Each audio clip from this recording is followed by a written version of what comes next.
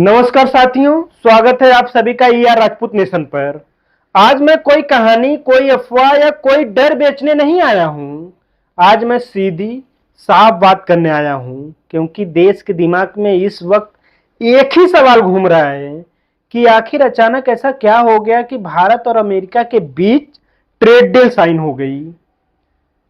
और उससे भी बड़ा सवाल यह है कि क्या इस डील में भारत ने कहीं ना कहीं झुककर समझौता कर लिया है।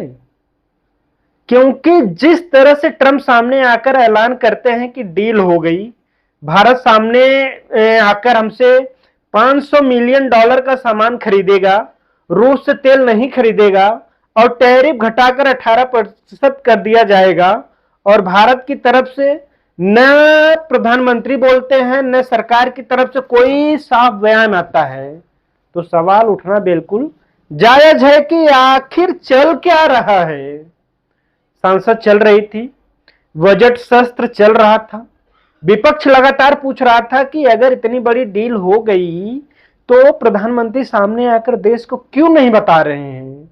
और इसे खाली जगह में सोशल मीडिया भर गया है। इसका रीजन क्या है? कोई कह रहा है कि दबाव है, कोई कह रहा है कि फाइल है, कोई कह रहा है कि कोई राज छुपाया जा रहा है। अब मैं साफ शब्दों में कहूं कि मैं किसी साजिश की पुष्टि नहीं कर रहा, लेकिन यह सच है कि सवाल यूं ही नहीं उठते।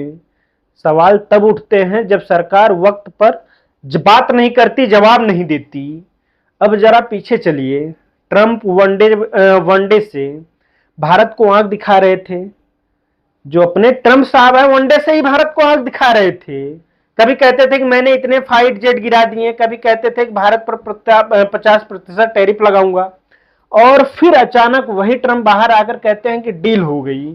ध्यान दीजिए, घोषणा ट्रंप ने की है, भारत ने नहीं। यहीं से खेल शुरू होता है, क्योंकि ट्रंप मीडिया के खिलाड़ी हैं, ब्रेकिंग न्यूज की ताकत जानते हैं, क्रेडिट लेने की उनकी आदत पुरानी है। पहले भी कई बार देखा गया है कि शांति होने से पहले ही बाहर आकर बोल देते हैं कि मैंने करा दी। यहां भी वही किया गया है, लेकिन इससे भारत के अंदर भारी कंफ्यूजन फैल गया है कि खासकर रूस को लेकर, क्योंकि भारत और रूस का रिश्ता कोई आज का नहीं है। मुश्किल वक्त में रूस के साथ खड़ा रहा है। तो जब भारत ये बोले कि भारत रूस से तेल नहीं खरीदेगा, तो सवाल उठना लाजमी है।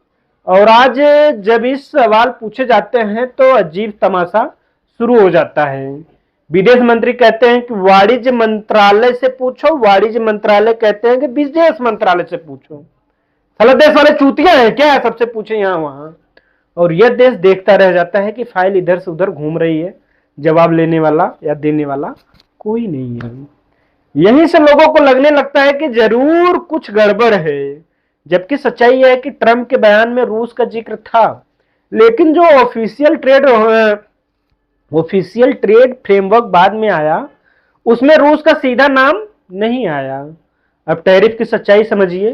पहले 50% की धमकी दी थी, फिर 18% का शोर मचाया गया, लेकिन हकीकत यह है कि रूस से तेल खरीदने पर जो अतिरिक्त 50% लगाना था, उसे फिलहाल रोका गया है।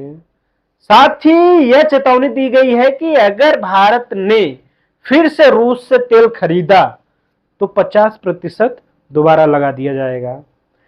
यानी आज की तारीख में भारत करीब 25% टैरिफ की स्थिति में खड़ा है, और 18% की बात मार्च के मध्य की है, जब कागजों पर साइन होंगे। और सच्चाई यह भी है कि भारत रूस से तेल अचानक बंद करने वाला नहीं है, यानी तलवार अभी भी गर्दन के ऊपर लटक रही है।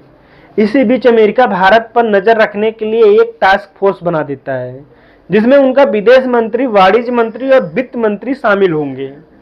मतलब साफ है कि निगरानी होगी। अब आप खुद सोचिए, यह बराबरी की दोस्ती है या दबाव की राजनीति है? और सबसे बड़ा सवाल यह है कि अगर यह चल रहा था तो प्रधानमंत्री को सामने आकर देश को भरोसे में लेना चाहिए था, जैसे यूरोपियन यूनियन वाली डील में किया गया था। लेकिन ऐसा नहीं हुआ। क्यों? क्योंकि अभी डील पूरी नहीं हुई है, मार्च में हस्ताक्षर होना बाकी है। फिलहाल जो माहौल बना है वह ट्रंप के बयान से फैला हुआ शोर है, लेकिन इस शोर में देश के अंदर जो चुभन पैदा की है वह गलत नहीं है।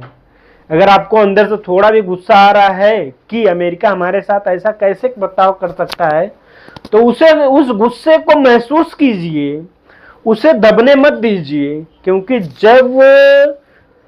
जब तक हम ये नहीं मानेंगे कि हमें नीचे दिखाने की कोशिश हुई है, तब तक हम मजबूर नहीं होंगे, मजबूत नहीं बनेंगे और तैयारी नहीं कर पाएंगे।